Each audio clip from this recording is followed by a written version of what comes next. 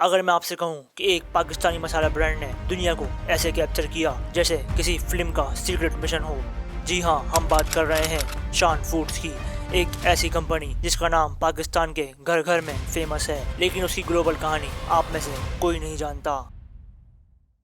ہماری کہانی کا آغاز ہوتا ہے 1960 کے لاہور سے۔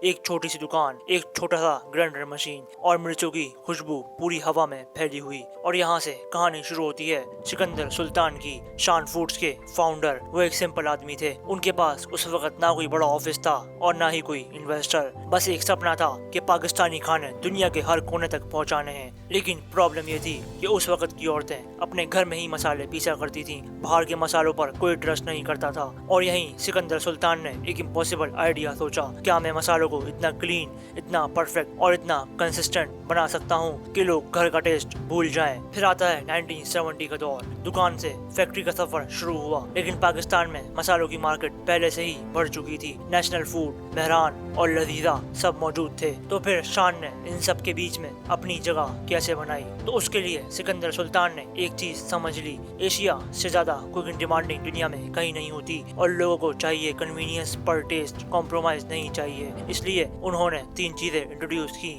جو اس ٹائم کسی نے نہیں سوچی تھیں۔ تو انہوں نے اس دور میں اپنے مسالے کے ڈبے پہ ریسیپیاں لکھنا شروع کی، اور دوسری چیز انہوں نے اپنے ڈبے پہ کھانے بنانے کا طریقہ بھی لکھ دیا۔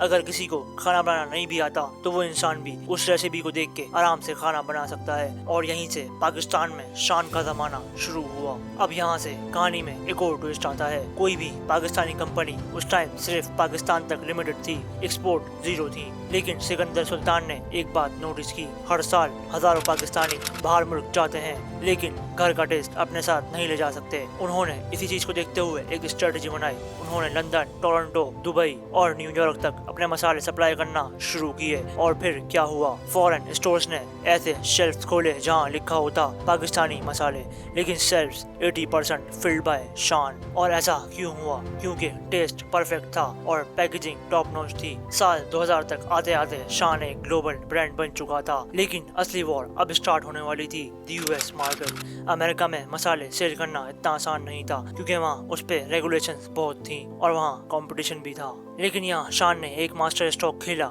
امریکہ میں جو پاکستانی رہتے تھے ان کو ٹیسٹ بھی چاہیے تھا، لیکن حلال چاہیے تھا۔